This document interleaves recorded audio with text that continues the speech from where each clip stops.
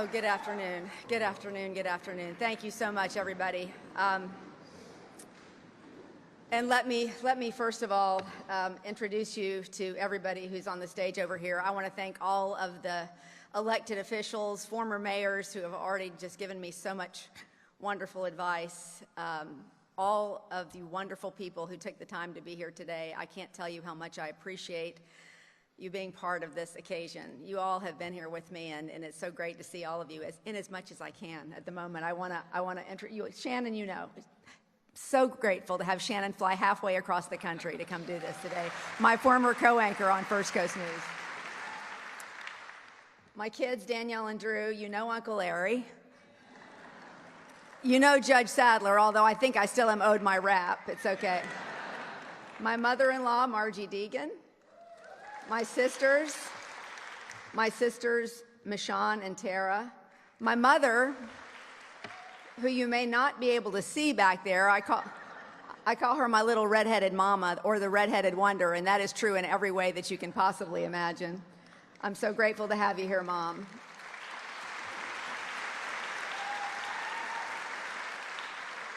My Aunt Donna, who I call Big Donna because we actually have 3 Donnas in the family. She's Big Donna, I'm Little Donna, and in the front we have Tommy's Donna over here.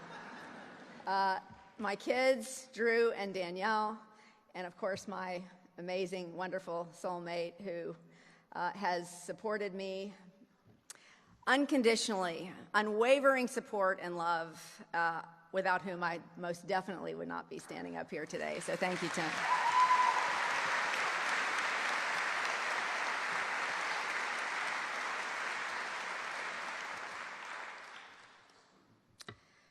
Uncle Larry, I gotta say, on this very historic day, it means the world to have you introduce me.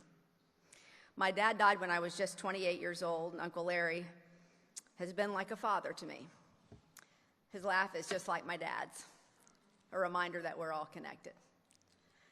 My great-great-grandfather, Jacob Hazuri, brought our clan to Jacksonville from Lebanon just after the Great Fire and became the first in a long line of small business owners in our family. Food is love in big Arabic families. That and arguing politics over kibbe and grape leaves at the Sunday dinner table. Eat, argue, rest, repeat.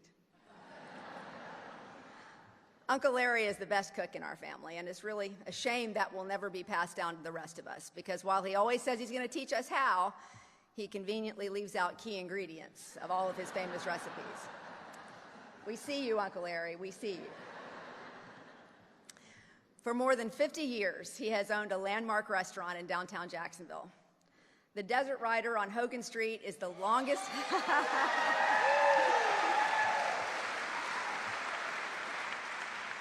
It's the longest standing business in downtown. The whole staff is already addicted to it, by the way, I've already heard. Before that, he and my grandfather Rufus ran the Roosevelt Grill at the corner of Ashley and Davis Streets. It was frequented by the likes of Hank Aaron and Ray Charles. I could fill this speech with stories about the grill and what it meant to many in the black community, like Willie Frank Lyons, who told me he would have never been appointed Jacksonville's first black fire chief had my grandfather not hired him to blanch the potatoes for the grill's famous fries, but also made staying in school a condition of his employment. And do you know who appointed Mr. Lyons to that post? My cousin Tommy, the 3rd mayor of Consolidated Jacksonville.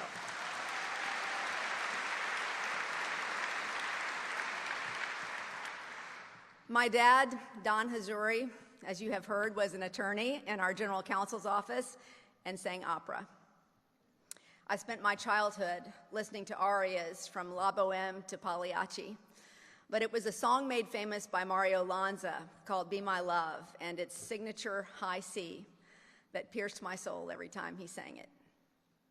Beyond those memories, all I have of his beautiful tenor voice is an old cassette tape, and in it you can hear the audience swoon, or maybe that was just my mother. Either way, I'm sure my dad is leading quite the choir in heaven today. Jacksonville, this wonderful city, is in my DNA. My family, my ancestors are my guides.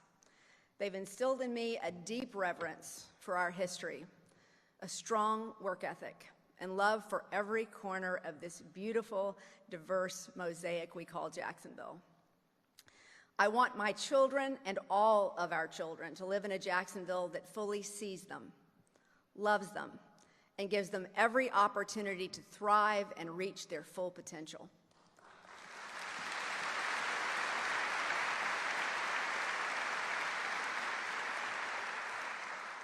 Potential is a word that is often used to describe our city.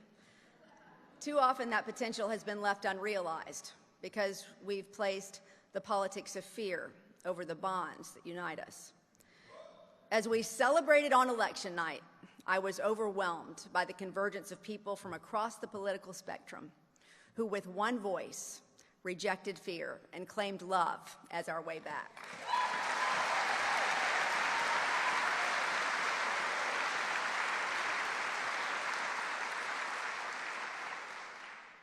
As much as I wanted to stand here before you today as your mayor, more than that, I wanted love to win, unity to be your choice.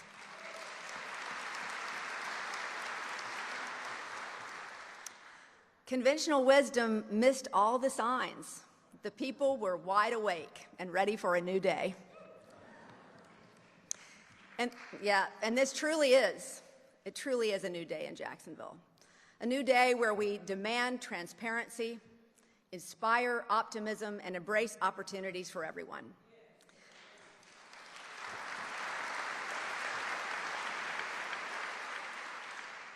A new day where creativity, commitment, and collaboration will define our city government.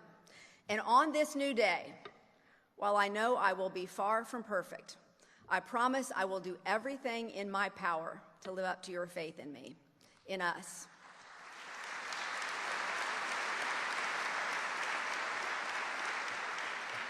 Now, you know I can't do it alone. I'm going to need you to stay with me. I'm going to need you to do this with me, okay?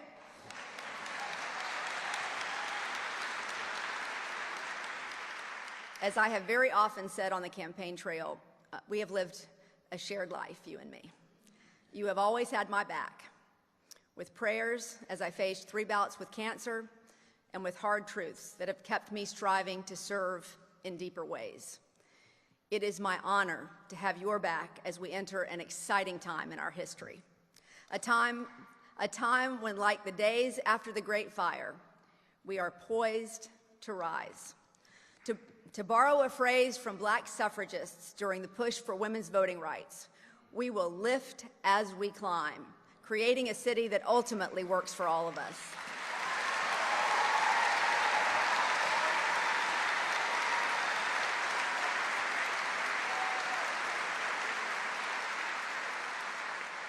For so long, we have talked about our critical infrastructure needs. Our bridges, our roads, our bulkheads, our drainage, our septic tanks. It's time for us to stop merely talking and make the investments to fix what has long been broken.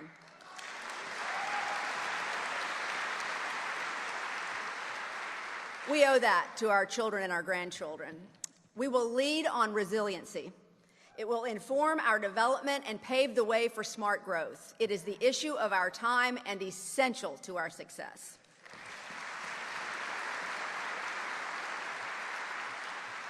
We will fully fund our riverfront parks and complete the Emerald Trail.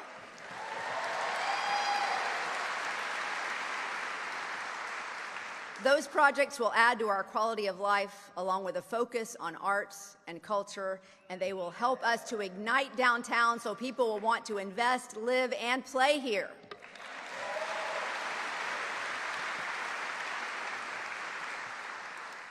And make no mistake, we will invest dollars into our neglected neighborhoods and bring long-ignored residents into our partnership for Jacksonville's future.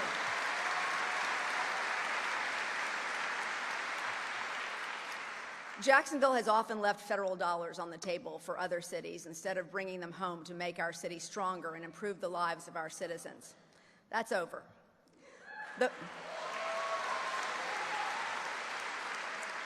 Those are our tax dollars. We will be strategic and aggressive to bring back our share from Washington.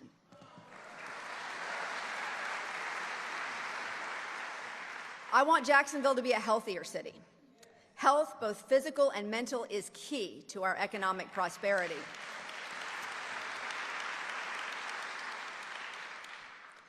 We have one of the best medical communities in America here in Jacksonville. Despite that, our maternal and infant mortality rates are the worst in Florida and some of the worst in the nation, and that is not acceptable. We must and we will do better.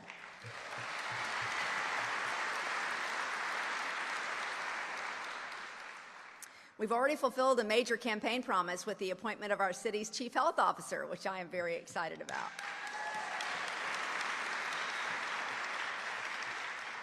Health and safety go hand in hand. 70% of the young people in our prisons struggle with literacy. I am committed to lifting literacy as a priority of this administration.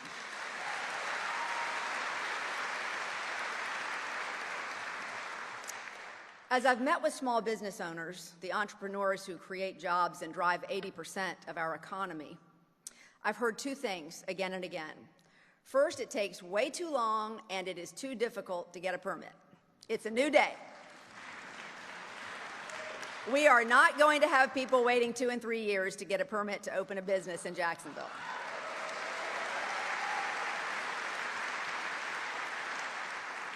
Same holds true with procurement. We make it too hard for people to do business in Jacksonville. We will fix permitting and procurement by streamlining the process, adding technology and people if needed. We will create a system that is accessible, quicker, and easier. Our goal, to become the small business capital of the Southeast during my time in office.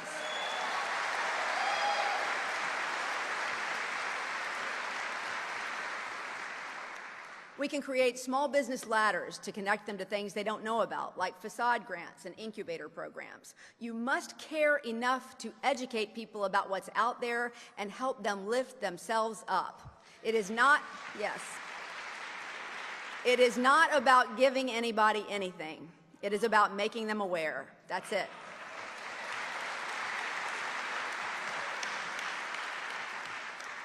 This is the Jacksonville that we can become together. How do I know? Because in a time of great political division, in a world that so often gives in to cynicism, despite the pundits and the proclamations that money and entrenched power are the inevitable victors, you chose love, the highest power of all.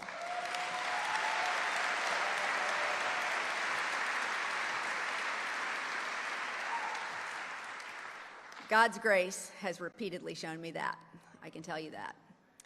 As French theologian Pierre Teilhard de Chardin so eloquently wrote, the day will come when, after harnessing space, the winds, the tides, and gravitation, we shall harness for God the energies of love. And on that day, for the second time in the history of the world, man shall have discovered fire.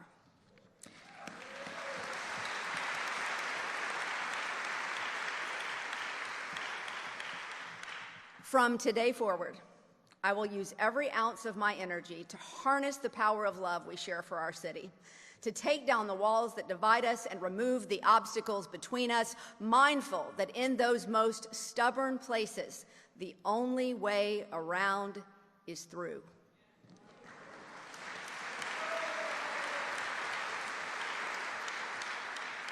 We will build bridges to the people, open wide the doors of City Hall, and invite everyone inside. We will meet you where you are, in your neighborhoods, in your community centers, and during town halls. We will remain curious, something I remind myself to do every day when I am fortunate enough to wake up. I first thank God for opening my eyes, and then I proceed to give thanks for all the good things that happened to me the day before. It's a practice I started during my cancer journey at the urging of my dear friend, Father Greg Fay. He told me if I started each day with gratitude, I would see everything in my life through a different lens. I always end my gratitude list the same way. Thank you for everything. As the philosopher Henry David Thoreau observed, it's not what you look at that matters, it's what you see. As long as we stay curious about what's next, we will see the good, the opportunity even in the obstacles.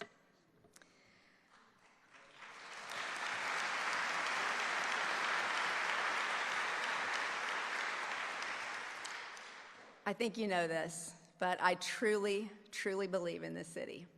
It doesn't matter if you live in Brooklyn, Brentwood, in Baldwin, or the beaches. Whether you are in San Jose, Springfield or San Marco, Arlington or Avondale, Durkeeville or Deerwood, downtown or Newtown, Ortega or Ocean Way, La Villa or Lakeshore.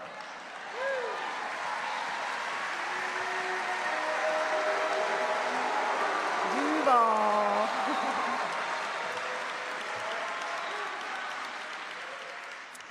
It doesn't matter if you grew up on Myrtle Avenue or you went to grade school in Mandarin, played on the docks at Mayport or the basketball courts of Murray Hill, or rode on the horse farms of Marietta.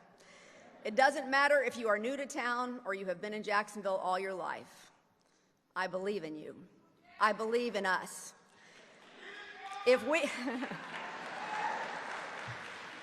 we will only work together, lift as we climb, choose love over fear, and see each other's humanity, I am optimistic our beautiful mosaic called Jacksonville will become the masterpiece we all desire.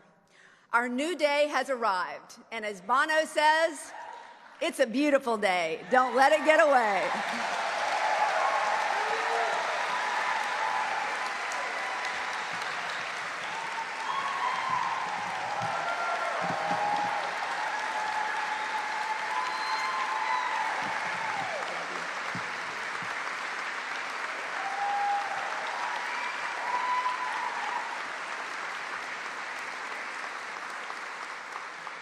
And as Tommy would say, so let it be written, let it be done.